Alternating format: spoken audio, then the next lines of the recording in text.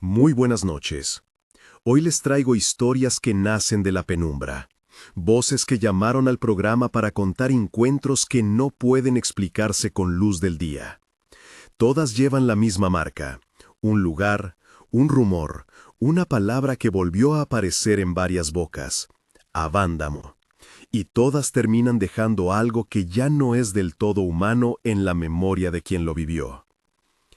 Si vas a quedarte, quédate hasta el final. Suscríbete al canal y activa las notificaciones para no perderte nada de lo que sigue. Y si lo que oyes te eriza la piel, déjanos un comentario con tu teoría y comparte este audio con alguien valiente. La primera voz que escucharemos es de quien prefiere no dar su nombre real. La llamaré Mariana. Me escribió desde un pueblo a la salida de Valle de Bravo.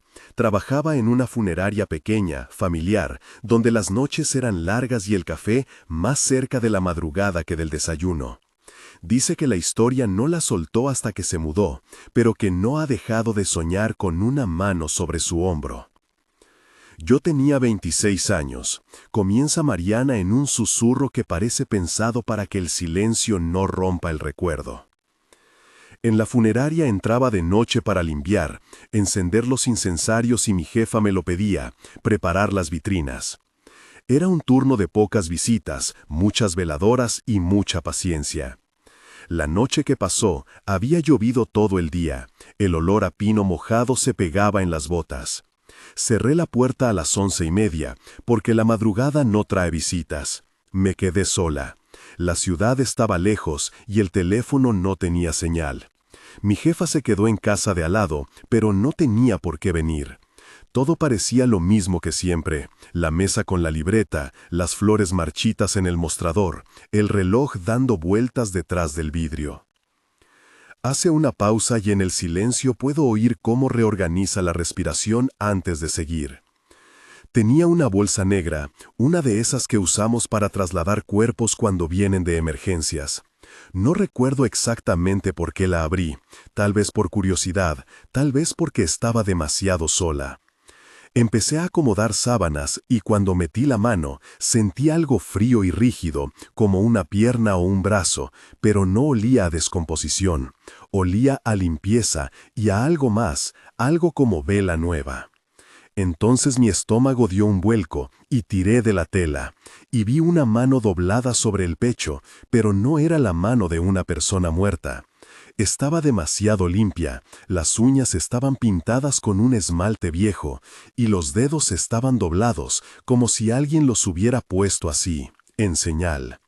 La piel no tenía sangre ni heridas, pero no se movía. Me quedé congelada. Mi primer instinto fue correr, pero algo me ató. No sabía si era miedo o vergüenza. ¿Qué coño iba a explicar si alguien me preguntaba por qué había abierto una bolsa? Empezó a sonar una radio en el cuarto contiguo, una emisora de música ranchera que casi nunca poníamos de noche. Nadie la había encendido. Caminé hacia la puerta con el corazón al cuello y la música seguía, baja, como si alguien la escuchara muy cerca. Abrí el cristal de la sala y vi la calle mojada, las luces amarillas y a lo lejos un coche que se alejaba. Volví a la bolsa porque no soportaba la idea de dejar algo ahí.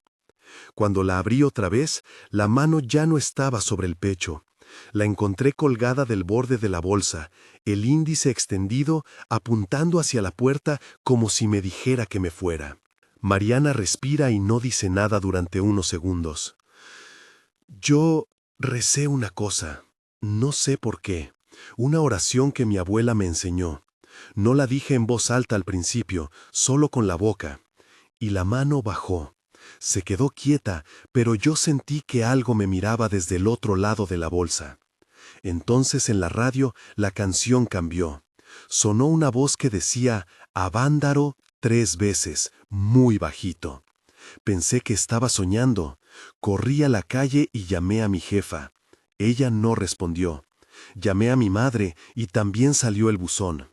Al día siguiente, la bolsa ya no estaba, y nadie dijo nada.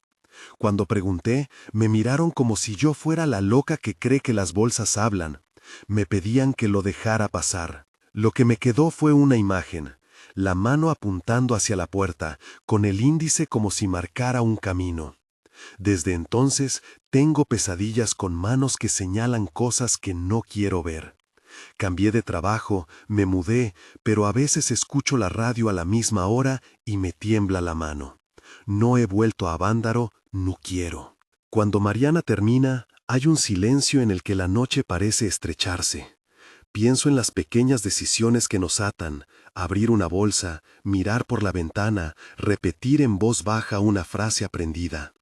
Hago una pausa y digo al micrófono con la voz templada por el respeto: si te ha gustado la historia de Mariana, recuerda suscribirte y activar las notificaciones.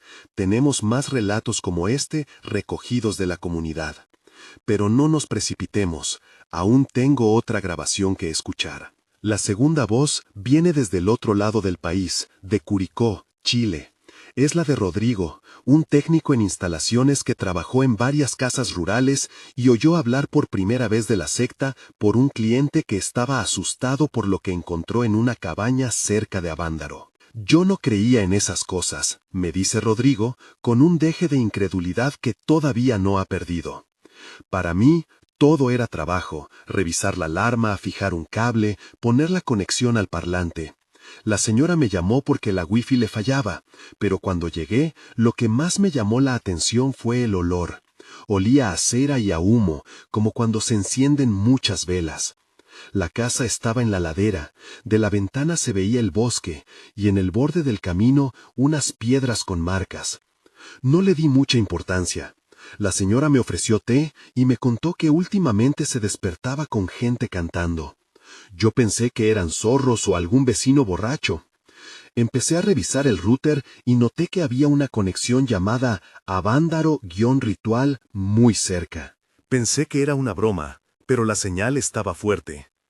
Cuando investigué los equipos, el asistente de voz, teníamos uno de esos altavoces inteligentes, empezó a reproducir sonidos que yo no había pedido. Respiraciones, pasos, como si alguien caminara por la casa. Y luego pronunció un nombre que me heló: Renata. Le pregunté a la señora por Renata y me dijo que era su hija, que se había ido a la ciudad. Antes de que pudiera hablar más, el altavoz repitió el nombre y añadió: vuelve. La voz era clara, no era una interferencia. Rodrigo pone en su narración la mecánica de la duda. Revisó logs, cambió la contraseña, desconectó el altavoz. A los 3 días, el altavoz volvió a encenderse solo en mitad de la noche. Sonó un canto que no pude entender, y algo en la grabación se parecía a una especie de dulce golpe, como con palmas, pero más seco. La señora me mostró un video en su teléfono. Era una grabación de la cámara de seguridad donde se veía una figura encapuchada caminando por la sala, dejando velas en el suelo, y luego, frente a la cámara deteniéndose, como si mirara directamente al aparato. Nadie más entró a la casa, y la puerta estaba cerrada con llave. La figura no tocó nada, y, cuando la imagen se distorsionó por un segundo, el altavoz dijo claramente: vuelve a casa, Renata. Busqué una explicación técnica, alguien con acceso remoto, una broma de vecinos, interferencia, pero la red no mostró intrusos. La cámara tenía una marca en el lente, como si alguien hubiera dibujado una cruz muy fina. La señora se echó a llorar y me dijo que había escuchado hablar de Avándaro, de un grupo que se reunía en las montañas. Me dijo que no quería que yo dijera nada, que tenía miedo de que la gente viniera a molestarla. Le aseguré que sería discreto. No volví a saber de ella después. Puse una nota en mi libreta, con la palabra Renata, y la dejé, porque la imagen se me quedó en la cabeza. Rodrigo insiste en que no es creyente, que el trabajo lo obliga a mirar lo práctico, pero su voz ahora tiene una grieta. Tengo videos técnicos de instalaciones que al verlos después muestran puntos negros, manchas que no deberían estar. En uno, al aumentar la resolución, se ve una mano que pasa por la pantalla y se detiene frente a la lente, como saludando. No hay explicación de manipulación.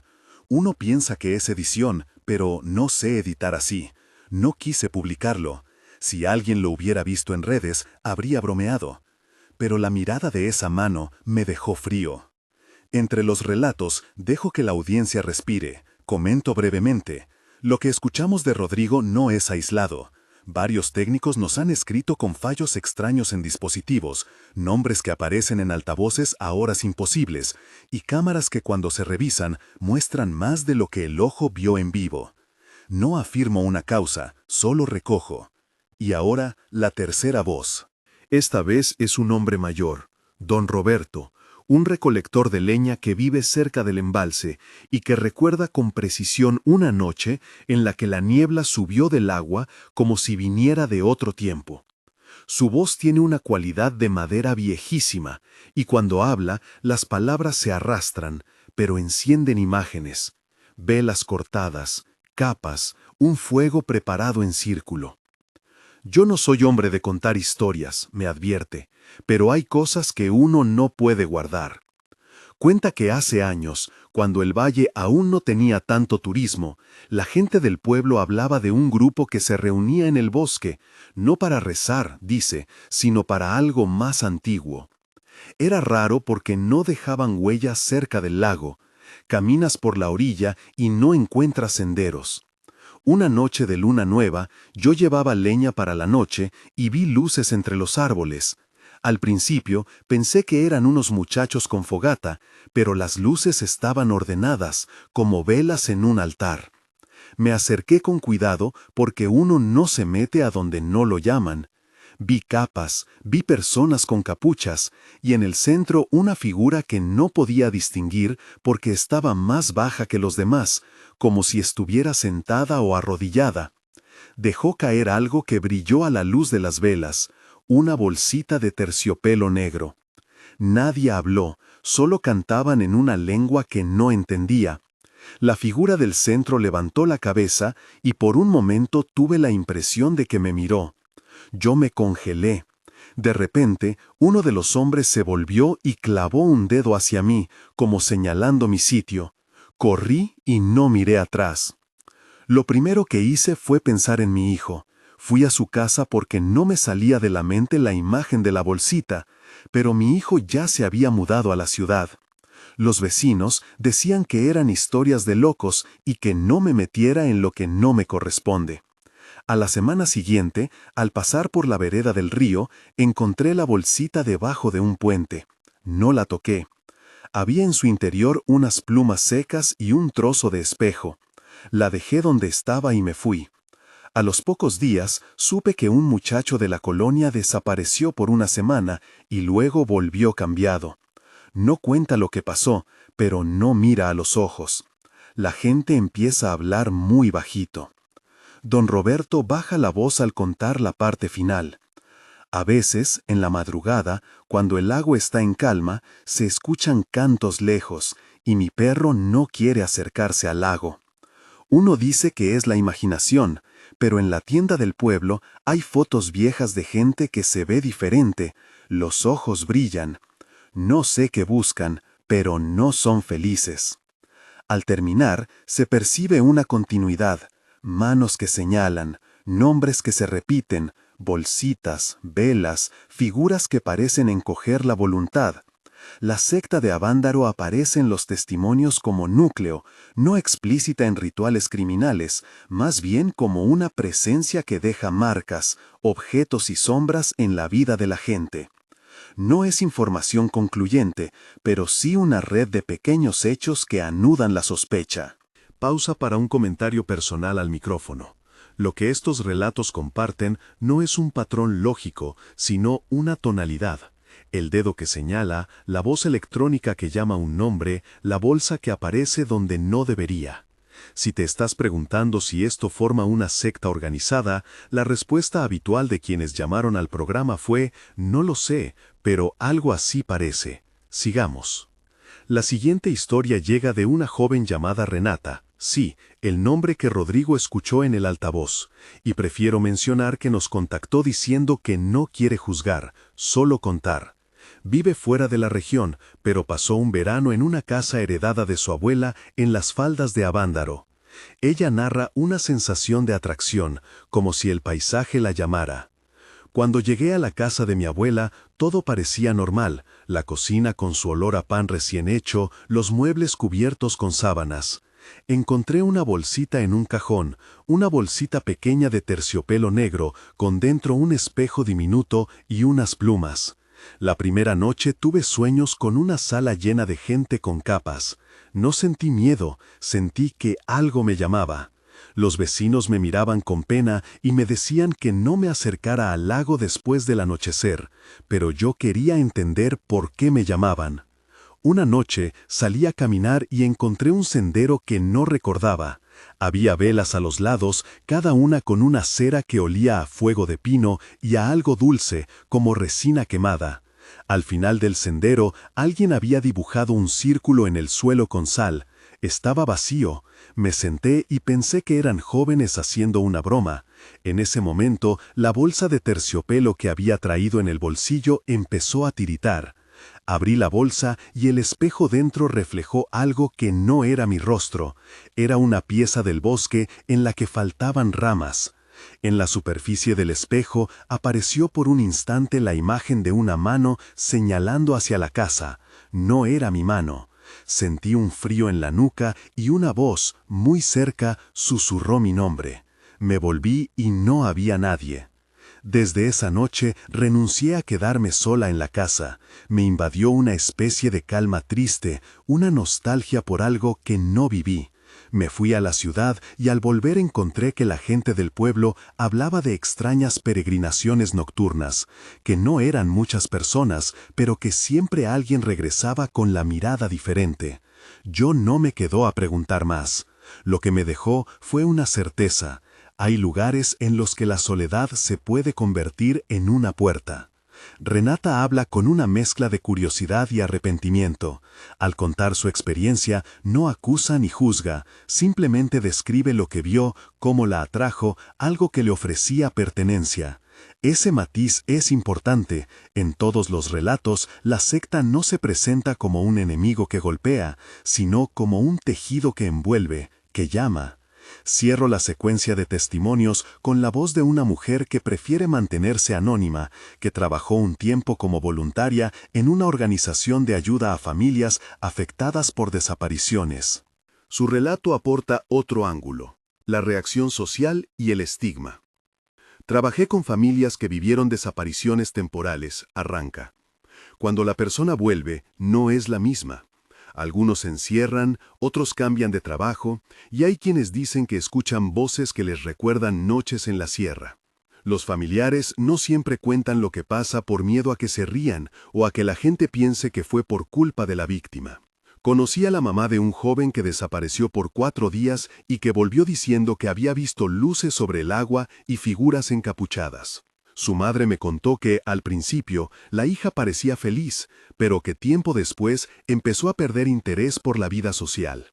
A veces, la secta, o lo que sea, no se lleva a la gente para matarla, la incorpora, la hace entrar en un sistema nuevo de valores y silencios. Lo que me costó aceptar fue la respuesta de la comunidad.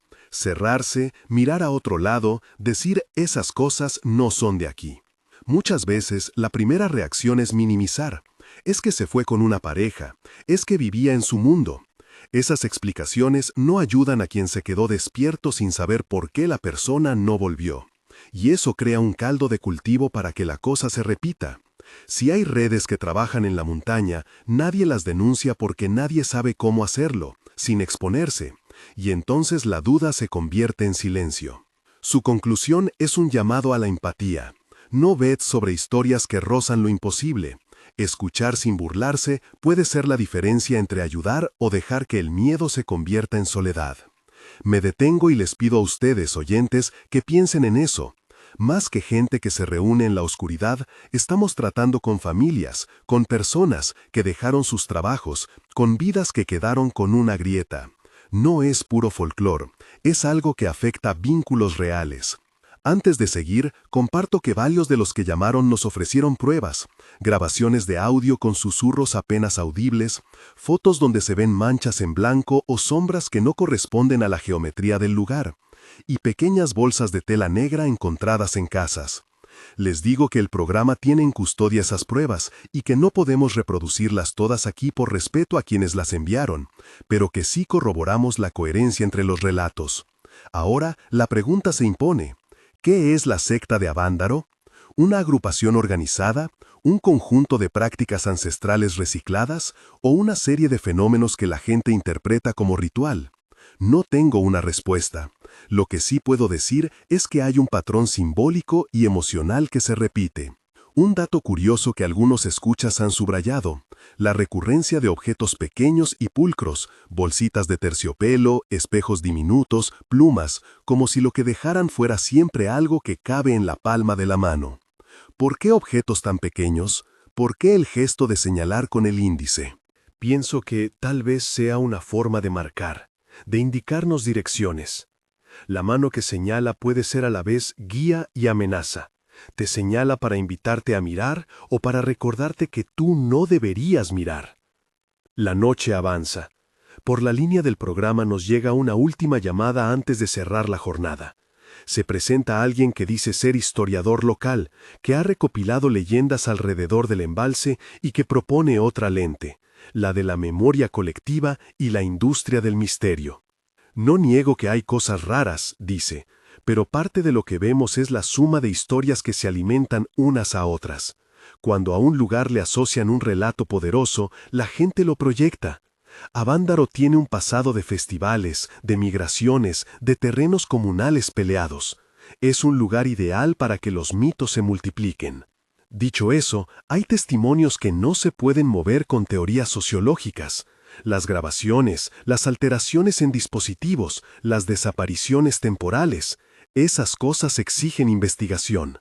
Me quedo con esa nota, la mezcla entre mito y hecho, entre costumbre y acontecimiento extraño. Al despedirme por ahora, les recuerdo que en este espacio recogemos voces, no dictamos veredictos. Si tienes algo que contar, escríbenos. Si tienes una teoría, compártela con respeto. Y si vives cerca del embalse, cuida tus pasos. Las noches, dicen, guardan cosas que a veces prefieren quedarse. Afuera, las ruedas de la camioneta que pasa por la carretera levantan estrellas de agua. En la última grabación que revisé para hoy, se oye, al final, un golpe sordo como de algo pesado dejándose caer sobre la tierra. Y luego, apenas, una voz que, en la interferencia de una radio antigua, repite una sola palabra: Avándaro. Guardaré esa grabación para escucharla otra vez después del programa, porque hay sonidos que solo se entienden con más de una escucha. Nos despedimos por ahora con la sensación de que algo nos sigue mirando desde detrás de las palabras. Volveremos pronto con más testimonios y, como siempre, con respeto por quienes abren sus noches para contarnos lo que no comprendieron. Antes de irme, un recordatorio final. Si estas historias te intrigan, suscríbete, activa la campana y comparte este archivo con alguien de la comunidad. Tu apoyo nos permite seguir reuniendo voces en la oscuridad. Pero hay una última cosa que no puedo dejar sin decir. En los últimos días recibí un mensaje anónimo que decía solo una línea: no sigas buscando, la mano apunta al que la escucha. Y aunque podría ser una broma, lo anoté. Me pregunto qué significa que la señal ahora apunte aquí, hacia quien oye. Y antes de apagar todo, en la misma notita había un pequeño dibujo, un índice señalando hacia la derecha. Cerré la puerta de mi estudio con un escalofrío y por primera vez desde que preparo este programa, apagué la radio por completo. La noche entra por la ventana y alguien, muy cerca, parece haber apagado una vela. Afuera, el viento trae olor a pino y a tierra mojada. Aquí dentro, la mesa tiene aún la taza de café frío. Dejo las luces bajas y repaso las grabaciones. Manos, bolsitas, nombres que vuelven. Si vives en el valle, si pasas por el camino a Avándaro y ves luces, no mires directamente. No tildes la curiosidad con la certeza, porque a veces lo que queremos encontrar es lo que menos necesitamos. Queda mucho por decir y por escuchar. Mañana volveré con más testimonios y con la grabación que no quise poner al aire entero hoy. Hasta entonces, cuiden su silencio. Y, si escuchan el nombre de alguien que conocen pronunciado por un altavoz en mitad de la noche, no lo ignoren. Hay manos que señalan por costumbre, otras por designio. Yo no sé cuál es cuál. Al abrir la puerta del estudio, la mañana me golpea con un frío húmedo que huele a tierra removida. La taza de café sigue en su lugar, negra y amarga. La notita anónima, sobre la mesa, yace ahora doblada como si alguien la hubiera leído y vuelto a dejar. La enciendo la grabadora y antes de subir volumen, cierro los ojos para que cada estática me entre como quien se prepara a ver una sombra. Al reproducirla de nuevo, la voz entre interferencias conserva su monotonía, pero algo más, un ritmo pequeño y persistente, aparece cuando bajo la velocidad. Un golpecito, como de dedo contra madera, una secuencia casi ingenua. 3 golpes, pausa, 2 golpes. No hay palabras en ese compás, solo el sonido de algo que cabe en la palma, el roce de terciopelo, como quien aprieta y suelta un saquito diminuto. Entonces, muy al fondo, algo como un obsequio al caer, el papel de un espejo roto. No alcanzo a terminar la escucha cuando noto, sobre la alfombra junto a la puerta, un bultito negro. Me inclino. Es una bolsita de terciopelo. La abro con cuidado y dentro hay un espejo del tamaño de una moneda, empañado en el centro por una mancha que, al mirarla, parece una huella pequeña, no la huella de una palma, sino la espiral de un índice que ha dejado presión. Pegada al borde, una tira de papel con una sola palabra escrita, en tinta corrida: mira. El impulso más viejo que conozco me ordena esconder el objeto, ignorarlo. La curiosidad, el otro impulso, me empuja a volver a escuchar la grabación una vez más para cruzar señales. Antes de hacerlo, mi teléfono vibra con un mensaje. Es el historiador que llamó anoche. En él hay un punto en el mapa y una hora. Ven al muelle viejo al mediodía. Hay cosas que no se entienden si se escuchan desde la distancia. Miro el espejo contra la luz.